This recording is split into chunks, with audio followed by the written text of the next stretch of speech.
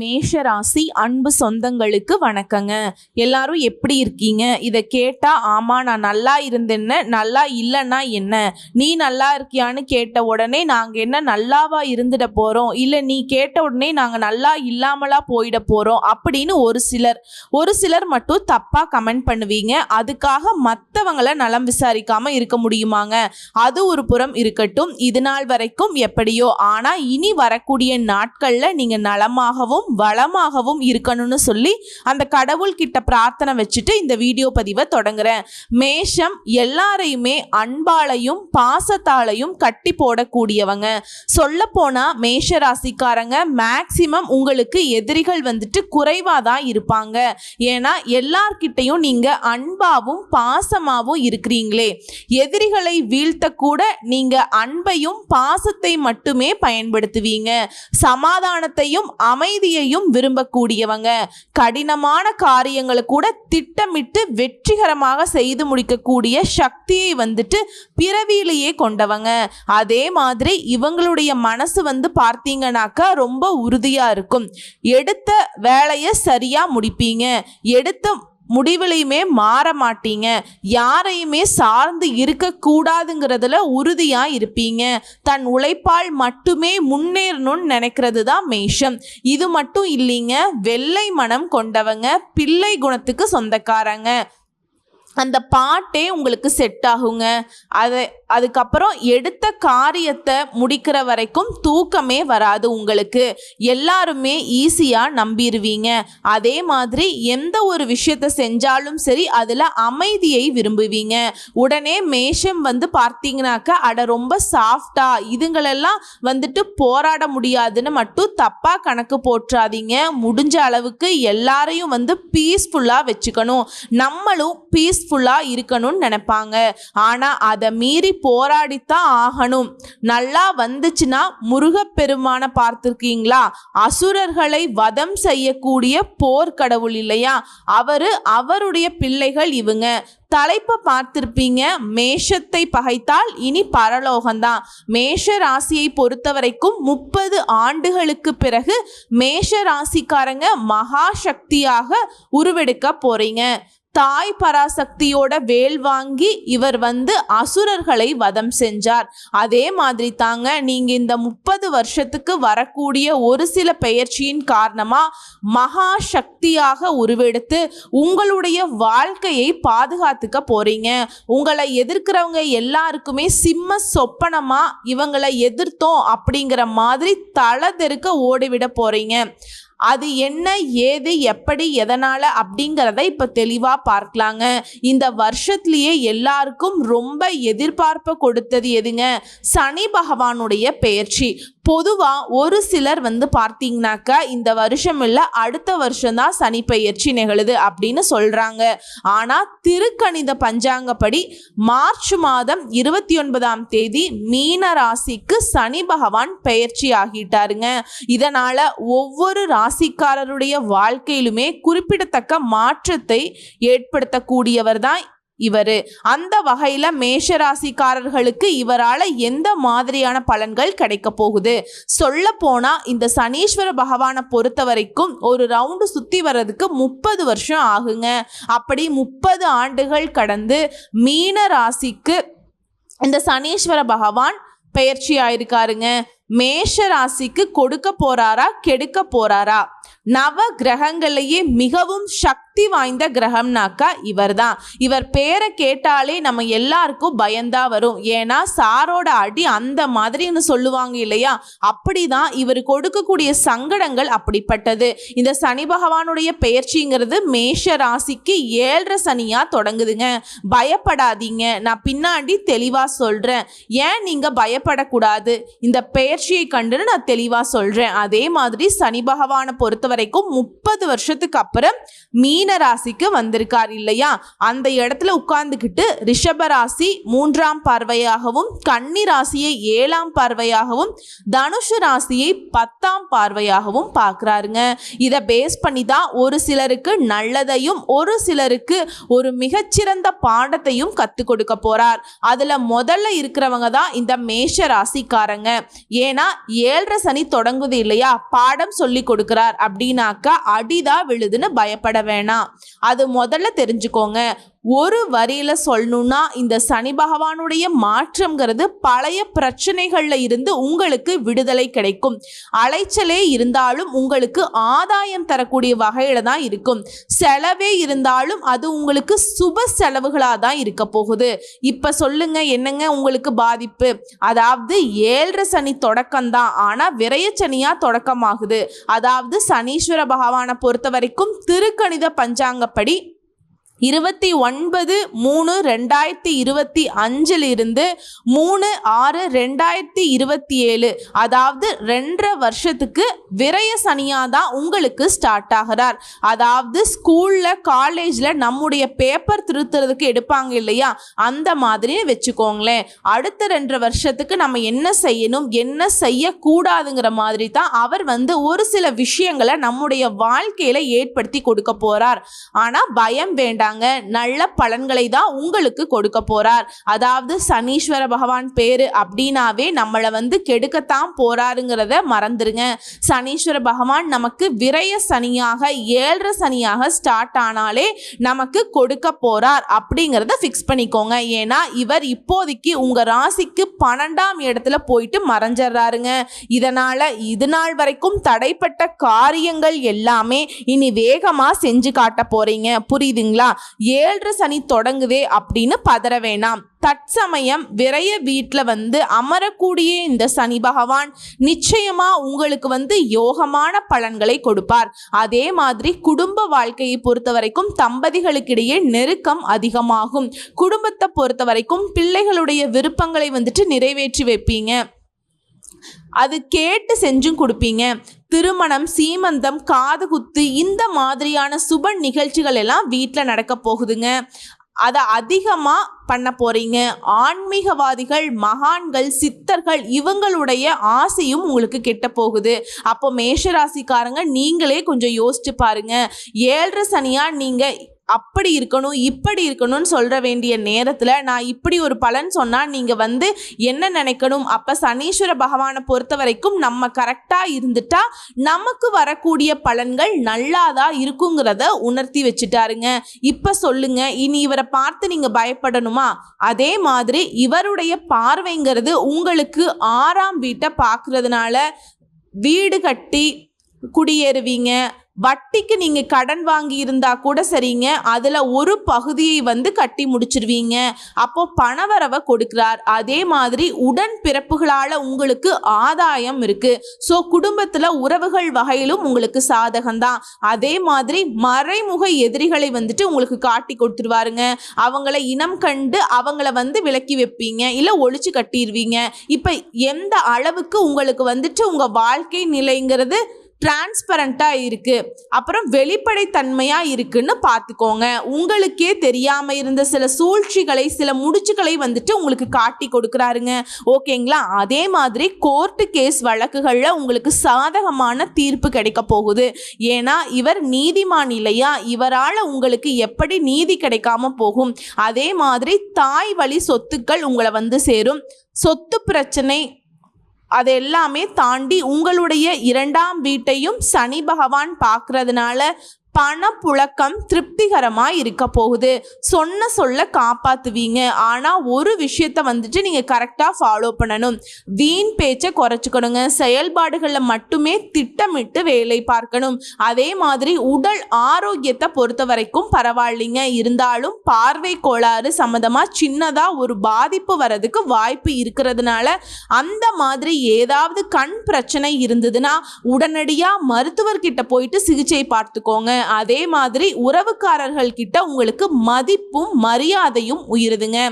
எத்தனை நாள் உங்களை யாரும் மதிக்கலையேன்னு வருத்தப்பட்டிருக்கீங்க. இனி எல்லாம் நீங்க ஒதுக்கப்பட்டாலும் சரிங்க, உங்களுக்கு மரியாதை வரும், மதிப்பு வரும். தேடி உங்களுக்கு ராஜ மரியாதை கொடுப்பாங்க. அடுத்து சனி பகவானுடைய பார்வைங்கிறது உங்களுடைய ராசியில 9ஆம் வீட்டையும் பார்க்கறதுனால தந்தையாரோட உடல் ஆரோக்கியத்துல கொஞ்சம் கவனம் வச்சுக்கோங்க. பாதிப்பு இருக்காது, பயம் வேண்டாம். உங்களுடைய ராசியில சனீஸ்வர பகவானுடைய நட்சத்திர சஞ்சாரம் பார்த்தோம்னா உங்க யோகாதிபதியான குரு பகவான் பூரட்டாதி நட்சத்திரத்துல சஞ்சாரம் பண்ண போறார். இந்த காலகட்டத்தில் வேலை கிடைக்கும். வேலையே இல்லைங்கிறவங்களுக்கு நல்ல வேலை கிடைக்கும். ஆல்ரெடி ஒரு வேலை பார்த்துட்டு இருக்கீங்க, இதை தாண்டி ஒரு நல்ல சம்பளத்தோட நல்ல வேலை கிடைக்குங்க. பண வரவு அதிகமாகும். பெரிய பதவிகள் தேடி வரும். திருமண தடைகள் நீங்கும். இதை அடுத்து உங்களுடைய பாக்கியாதிபதியான சனீஸ்வர பகவான் உங்களுடைய நட்சத்திரமான உத்திரட்டாதியில சஞ்சரிக்கிறதுனால எதிர்ப்புகள் அகலும். ஆனால் ஒரு விஷயத்தை இந்த நேரத்தில் மேஷம் செய்யக்கூடாது. என்னன்னா, யாருக்குமே ஜாமீன் போடக்கூடாதுங்க. இப்போ எப்பன்னு கிடையாது. சொல்ல வேண்டிய விஷயம் என்னன்னா, மேஷம் நான் முன்னாடி சொன்னது எல்லாரும் ஈஸியாக நம்பிடுறீங்க. அது எல்லாரும் பயன்படுத்தி உங்களை ஏதாவது ஒரு சிக்கல்ல மாட்டி விட்டுட்டு போயிடுறாங்க. ஸோ அதனால முடிஞ்ச அளவுக்கு இந்த காலகட்டத்தில் யாருக்கும் ஜாமீன் போடாம இருங்க. அதே மாதிரி அரசு காரியங்கள்ல கொஞ்சம் தாமதம் ஏற்படும். சின்ன சின்ன விபத்துகள் ஏற்படுறதுக்கு வாய்ப்பு இருக்கு. அதனால வண்டி வாகனத்துல பயணம் பண்றப்ப கவனமா இருங்க. அதே மாதிரி உங்களுடைய தைரியத்துக்கும் அலைச்சலுக்கும் சொந்தக்காரரான புதன் பகவானுடைய நட்சத்திரமான ரேவதி நட்சத்திரத்தில் சனீஸ்வர பகவான் போகிறதுனால உங்களுடைய மனைவிக்கு வேலை கிடைக்கும். பூமி சேர்க்கை உண்டாகும். குறிப்பாக மேஷ ராசியில் இருக்கக்கூடிய இல்லத்தரசிகளுக்கு குடும்பத்தில் சந்தோஷம் உண்டு. அடகு வச்ச நகையை கூட இப்போ மீட்டெடுப்பீங்க. வேலைக்கு போகக்கூடிய பெண்மணிகளுக்கு புதிய பொறுப்புகள் தேடி வரும். ஆரோக்கியத்தில் மட்டும் எப்பவுமே அக்கறை வச்சுக்கோங்க. இதுவே கன்னி பெண்களா இருக்கீங்க அப்படின்னாக்கா உங்க காதல்ல உண்மையான ஆழத்தை இப்ப தெரிஞ்சுக்க போறீங்க. மாணவ மாணவிகளை பொறுத்த வரைக்கும் அதிகமா உழைத்து தேர்வுகளில் வெற்றி பெறுவீங்க. நேரத்தை வீணடிக்காமல் படிப்பில் கவனம் செலுத்துங்க. வியாபாரம் பண்ணுறேன், சொந்த தொழில் செய்கிறீங்க அப்படின்னாக்கா சந்தை நிலவரத்தை அறிஞ்சு முதலீடு பண்ணுங்க. போட்டிகளை மீறி நல்லாவே சம்பாதிப்பீங்க. ஆனால் எந்த நேரத்துலையுமே யாரையுமே நம்பி உங்கள் பொறுப்புகளை ஒப்படைக்க கூடாது. அதே மாதிரி மருந்து வியாபாரம், கமிஷன், மர வியாபாரம் இந்த மாதிரி தொழிலில் இருக்கவங்களுக்கு நல்ல ஆதாயம் இருக்குதுங்க. கூட்டு தொழில் பண்ணுறீங்க அப்படின்னாக்கா பங்குதாரர்கள் கிட்ட அப்பப்ப கொஞ்சம் வாக்குவாதம் வரக்கு வாய்ப்பு இருக்கு. இதுல என்ன பண்ணணும், கொஞ்சம் நெளிவு சுழிவு தெரிஞ்சு கூட்டு தொழிலை பொறுத்த வரைக்கும் அனுசரிச்சு நடந்துக்கோங்க. உத்தியோக பணிகளில் இருக்கீங்க, ஆண்களா இருந்தாலும் சரி பெண்களா இருந்தாலும் சரிங்க, சூழ்ச்சிகளை முறியடிச்சு வெற்றி பெற போறீங்க. வேலை சுமை அதிகமானாலும் அதற்கேற்ற உயர்வும் இருக்கும். சொல்ல போனா இந்த நேரத்துல தாங்க நல்ல நல்ல வாய்ப்புகள் உங்களை தேடி வரப்போகுது. உங்களை இடத்தையே தேடி வரப்போகுதுங்க. அதுவும் அதிர்ஷ்டம். அது கூட வேலை பார்க்குறவங்க கிட்ட உங்களுக்கு இருந்த சலசலப்பு கொஞ்சம் அதிகமாகிறதுக்கு வாய்ப்பு இருக்குது. இதனால் யார்கிட்டையுமே கொஞ்சம் அளவாகவே வச்சுக்கோங்க. மேஷ ராசி கணினி துறையில் வேலை பார்க்குறீங்க, ஐடியில் இருக்கீங்க, இல்லை ஏதாவது ஒரு கணினி சம்மந்தப்பட்ட துறையில் இருக்கீங்க அப்படின்னாக்கா பதவி உயர்வு கிடைக்கும், சம்பள உயர்வு கிடைக்கும். இதனால் வரைக்கும் தடைபட்டுட்டே இருந்துச்சு, போராடி போராடி பார்த்தீங்க இல்லையா, இனி போராட்டம் இல்லாமல் ஈஸியாக கிடைக்கும். இப்போ குறிப்பிட்ட ஒரு 15 பாயிண்ட் நான் சொல்கிறேன், கேட்டுக்கோங்க. சனீஸ்வர பகவானால் நீங்கள் செய்ய வேண்டிய விஷயங்கள், தவிர்க்க வேண்டிய விஷயங்கள், இது எல்லாமே இதில் வந்துருங்க. சரிங்களா? முதல் விஷயங்க, மேஷராசியை பொறுத்த வரைக்கும் 7.5 சனி ஸ்டார்ட் ஆகுது இல்லையா, இதில் வீண் பதட்டம் தேவையில்லை. உங்கள் ராசிக்கு 12ஆம் இடத்துல இவர் மறைகிறதுனால பல காரியங்களில் இருந்து வந்த தடைகள் நீங்கள் தான் செய்யுங்க. உங்களுடைய மனசில் இருந்த நம்பிக்கை, மனசோர்வு எல்லாமே இப்போ நீங்க போகுது. அடுத்து இரண்டாவது விஷயம், இதுவரைக்கும் உங்களுடைய ராசியின் மீது இருந்த சனி பகவானுடைய பார்வைங்கிறது விலக போகுது. மாறுபட்ட சிந்தனைகளால், அணுகுமுறைகளால் எல்லா காரியங்களுமே இப்போ சாதிச்சுக்க போகிறீங்க. பல பிரச்சனைகள் எல்லாமே இப்போ ஈஸியாக முடிவுக்கு வரப்போகுதுங்க. அடுத்து மூன்றாவது விஷயம், சனி பகவானை பொறுத்த வரைக்கும் விரய சனியாக பலன் தரப்போகிறார். இதனால் செலவுகள் அதிகமாகுமே அப்படின்னு பயப்பட வேண்டாம். செலவுகள் அனைத்துமே சுப செலவுகளாகத்தான் உங்களுக்கு அமையும். கல்யாணம், காது குத்து இந்த மாதிரி செலவுகளாக தான் இருக்குங்க. சந்தோஷத்தை தரக்கூடிய சுப செலவுகள் இல்லையா, அப்படிதான். அதனால கவலை வேண்டாம். அதே மாதிரி நீங்க சொந்த வீடு கட்டுறது, பழைய வீட்டை பராமரிக்கிறது, சேமிக்கிறது, இந்த மாதிரி வகைகளையும் செலவுகளை திட்டமிட்டுக்கோங்க. உங்களுடைய சாமர்த்தியம் தான் அதுவும். அடுத்து நான்காவது, குடும்பத்தை எடுத்துக்கிட்டீங்க அப்படின்னாக்க தாம்பத்தியம் இனிமையா இருக்கும். கணவன் மனைவிக்குள்ள பனிப்போர் இருந்துச்சு இல்லையா, அது நீங்க போகுதுங்க. அந்யோன்யமா இருக்க போறீங்க. அடுத்து ஐந்தாவது விஷயம், 7.5 சனி காலமா இருந்தாலும் உடல் உழைப்பு, அலைச்சல் கொஞ்சம் அதிகமாக தான் இருக்கும். அதே நேரத்தில் சுய ஜாதகம் பலன் பெற்று இருக்கிறதுனால உழைப்பால உன்னதத்தையும் அடைய போறீங்க. அடுத்து 6வது விஷயம், இந்த ராசியை சேர்ந்த மாணவர்களா இருக்கீங்க அப்படின்னாக்கா படிப்புல கவனமா இருக்கிறது ரொம்ப அவசியம்.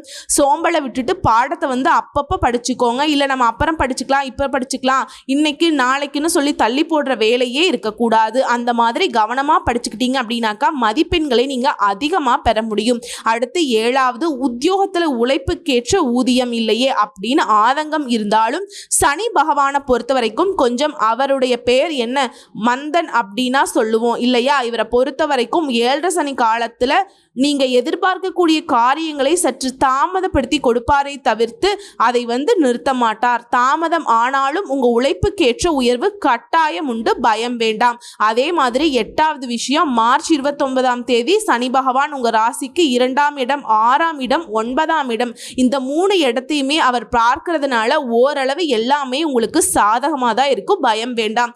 குறிப்பா 2ஆம் வீட்டை பார்க்கறதுனால பணப்புழக்கம் அப்படிங்கிறது திருப்திகரமாக தான் இருக்க போகுதுங்க. ஸோ பண விஷயத்தில் உங்களை யாராலையும் வீழ்த்த முடியாது. அதே மாதிரி யாருக்குமே வாக்குறுதி கொடுக்காதீங்க, பேச்சுகள்லையுமே கவனம் தேவை. அடுத்து 9வது விஷயங்க, சனி பகவானை பொறுத்த வரைக்கும் மீன ராசியில் அமர்ந்து உங்கள் ராசிக்கு 6ஆம் வீட்டை பார்க்கறதுனால வட்டிக்கு கடன் வாங்கி கஷ்டப்பட்டிருப்பீங்க இல்லையா, அது அடைக்கிறதுக்கான பண உதவி உங்களை தேடி வரும். அதே நேரத்தில் உடன்பிறப்புகள் வழியில் குறிப்பாக மூத்த சகோதரர் வகையில உதவிகள் கிடைக்கும். தாய் வழி சொத்து உங்களை சேரும். கோர்ட்டு கேஸ் வழக்குகள் உங்களுக்கு சாதகமான தீர்ப்பு கொடுக்கும்.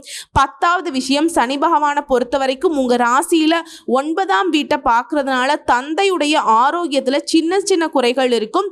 அசதி நீங்கும், சிக்கனம் ரொம்ப அவசியம். அடுத்து 11வது விஷயம், இந்த ராசியை சேர்ந்த ஒரு நடுத்தர வயதில் இருக்கவங்க, குறிப்பா பெண்களை பொறுத்த வரைக்கும் மருத்துவ செலவுகள் வரதுக்கு வாய்ப்பு இருக்கு. இதனால ஆரோக்கியத்துல எப்பவுமே கவனம் தேவை. அதுவே திருமண வயதில் இருக்கிறவங்களுக்கு நல்லபடியா வரன் அமையுங்க. இத்தனை நாளா அமையாத திருமண வரன் கூட இப்ப கூடி வரும், புரியுதுங்களா? ஸோ சாதகம் தான். அதே மாதிரி 12வது விஷயம், நட்சத்திரத்தை படி பார்த்தோம்னாக்கா இந்த ராசியை சேர்ந்த அஸ்வினி நட்சத்திரத்தை சேர்ந்தவர்களுக்கு அலைச்சல் இருக்கும், அதுக்கு பின்னாடி நல்ல பலனும் கிடைக்கும். பரணி நட்சத்திரத்தை சேர்ந்தவங்களுக்கு நல்ல முன்னேற்றம் கிடைக்கும். அடுத்ததா கார்த்திகை நட்சத்திரம் உங்களை பொறுத்த வரைக்கும் ஆரோக்கியத்துல கஷ்டப்படுத்திட்டு பின்னாடி எல்லாத்தையும் நல்லதா மாத்தி கொடுத்துருவாருங்க. அடுத்து 13வது விஷயம், வியாபாரத்துக்காக நீங்க கடன் வாங்கியிருந்தா அந்த கடனை அடைக்கிறதுக்கான வழியை பாருங்க. கடன் வாங்கி புதுசா முதலீடு பண்ணணும் அப்படிங்கிற எண்ணம் சுத்தமா தவிர்க்கணும். அதுவே சட்டுன்னு இப்ப செய்யக்கூடிய தொழில் மாத்திட்டு வேற ஒரு வியாபாரத்துல இறங்குறது கூடவே கூடாதுங்க. அதே மாதிரி பங்குதாரர்கள் வாடிக்கையாளர்கள் கிட்ட கனிவா நடந்துக்கோங்க, அதுதான் உங்க வியாபாரத்துக்கு விருத்தியை கொடுக்கும். அடுத்து 14வது விஷயம், உத்தியோகத்தை பொறுத்த வரைக்கும் வேலைப்பளும் பொறுப்புகளும் அதிகமாகும் இந்த காலகட்டத்தில். இதனால கவன சிதறல் இல்லாம வேலை பார்க்கணும். அதே மாதிரி அலுவலகத்தை பொறுத்த வரைக்கும் வீண் விமர்சனங்களை தவிர்த்துருங்க. யார் என்ன பேசினாலும் சரிங்க, நீங்க உண்டு உங்க வேலை உண்டு. அடுத்ததா கடைசி பாயிண்ட், முக்கியமான பாயிண்ட், 15வது பாயிண்ட் என்னன்னா, இப்போ வரைக்கும் சொன்ன 14 பாயிண்ட்ல உங்களுக்கு திருப்தி இல்லைனாலே கொஞ்சம் பொறுத்துட்டு சமாளிச்சுட்டு வந்துட்டீங்க அப்படின்னாக்கா மே மாதம் நடக்கக்கூடிய குரு பெயர்ச்சி இப்ப சொன்ன சின்ன சின்ன இரக்கத்தை கூட ஏற்றமாக மாற்றி கொடுப்பார் குரு பகவான். ஒட்டு மொத்தமா சனி பெயர்ச்சினாலே உங்களுக்கு வரக்கூடிய பாதிப்பை அப்படியே பாதுகாத்து நிற்பார், அரண் போட்ட மாதிரி, புரியுதுங்களா? சோ குரு பார்க்க கோடி நன்மை இல்லையா? குரு பகவானுடைய பார்வை சனி பகவானுடைய பார்வையினால இருக்கக்கூடிய தீமைகளை விலக்கி வைக்குதுங்க. சிக்கல்கள் எல்லாம் இந்த நேரத்துல தீரும். சொந்த வீடு கட்டக்கூடிய யோகத்தை பெற போறீங்க. என்ன கனவா இருக்கட்டுங்க, அது எல்லாமே இந்த மே மாதத்துக்கு அப்புறமா மேஷராசிக்கு கட்டாயம் நிறைவேறும். ஸோ இப்போ வரைக்கும் பார்த்த பொது பலன்கள் இருந்தே மேஷராசிக்காரர்களுக்கு இந்த 30 வருஷத்துக்கு அப்புறம் வந்திருக்கக்கூடிய இந்த சனி பயிற்சிங்கிறது மோஸ்ட்லி சாதகமாக தான் இருக்குது. பாதகமான விஷயம் பார்த்தீங்கன்னா 1-2 தான், அதையுமே நீங்கள் சரி செஞ்சிடலாம், சரிங்களா? இருந்தாலும் ஏதாவது பரிகாரம் இருந்தால் சொல்லுமா, அதையும் நான் கொஞ்சம் சரி செஞ்சுக்கிறேன் அப்படின்னா முதல் பரிகாரம் மற்றும் வழிபாடுங்க. சனீஸ்வர பகவானுக்கு கொஞ்சம் கூட இடம் கொடுக்காதவர் யாருங்க? வினைகளை தீர்க்கக்கூடிய விநாயக பெருமான். உங்களால் முடிஞ்சதுன்னா பிள்ளையார் பெட்டி ஸ்ரீ கற்பக விநாயகருக்கு அருகம்புல் மாலை அணிவித்து, குறிப்பாக சதுர்த்தி நாளில் போயிட்டு நீங்கள் அவருக்கு அருகம்புல் மாலை காலையில் சாற்றி வழிபாடு செஞ்சிட்டீங்க அப்படின்னா உங்களுக்கு வசதி வாய்ப்புகள் பெருகும், செல்வ செழிப்பு மேலோங்கும், எந்த ஒரு கஷ்டமும் உங்களை நெருங்காமல் காத்தருள்வார். அது மட்டும் இல்லைங்க, தினமும் விநாயக பெருமானுடைய அகவலை படிச்சுட்டு வந்தீங்க அப்படின்னா இன்னும் சிறப்பான பலன்கள் உங்களை வந்து சேரும். இப்போ இரண்டாவது பரிகாரம் மற்றும் வழிபாடுங்க. 7 சனி அப்படின்னாலே பொதுவாகவே மேஷ ராசிக்காரர்களுக்கு பயம் இருக்கும், எதிரிகள்கிட்ட தொல்லைகள் இருக்குங்க. இது எல்லாமே ஒழியணும் அப்படின்னா காக்கும் தெய்வமான கால பைரவரை வழிபாடு செய்ய எல்லா வகைகளிலுமே மேன்மை உண்டு. அதே மாதிரி ஒவ்வொரு சனிக்கிழமையுமே பெருமானை வழிபாடு செய்ய உங்களுக்கு தன்னம்பிக்கை தைரியம் அதிகமாகும். அதையும் தாண்டி எதையும் எதிர்க்கக்கூடிய சக்தி உங்களுக்கு கிடைக்குங்க. அதே மாதிரி உங்களால் முடிஞ்ச அளவுக்கு ஒவ்வொரு சனிக்கிழமையும் ஆஞ்சநேய பெருமானுக்கு ஸ்ரீராம ஜெயம் இருக்கு இல்லைங்களா, அதை வந்து 1008 முறை எழுதி பூமாலை மாதிரி தொடுத்து அவருக்கு சாட்சி வழிபாடு செய்ய நீங்கள் கேட்டதை கொடுப்பாருங்க. நீங்கள் நினைக்கிறத சாதிக்க வைப்பார். அதே மாதிரி 3வது பரிகாரம் மற்றும் வழிபாடுங்க. முடிஞ்ச அளவுக்கு இந்த 7 சனி ஸ்டார்ட் ஆக போதில்லை, அதனால நீங்கள் ஒரு முறையாவது திருநள்ளாறில் இருக்கிற சனீஸ்வர பகவானை குடும்பத்தோடு போயிட்டு ஒரு முறை தரிசனம் பண்ணிட்டு வாங்க. குடும்பத்துடைய ஒற்றுமை பலப்படும். குடும்பத்தில் அடுத்தடுத்து சுப நிகழ்ச்சிகள் ஏற்பாடாகும். இது மட்டும் இல்லாமல் சகல சௌபாக்கியங்களும் கிடைக்குங்க. இந்த சனீஸ்வர பகவான் உங்களுக்கு அருளிடுவார். நல்லதே நடக்குங்க. வாழ்த்துக்கள். ஓம் சனீஸ்வர பகவானே போற்றி போற்றி. அதே மாதிரி முடிஞ்ச அளவுக்கு இல்லாத ஏழை எளிய மக்களுக்கு அவங்களுடைய வாழ்வாதாரத்துக்கு உதவி பண்ணுங்க. சனீஸ்வர பகவான் சந்தோஷப்படுவார். வாழ்த்துக்கள். நன்றி, வணக்கம்.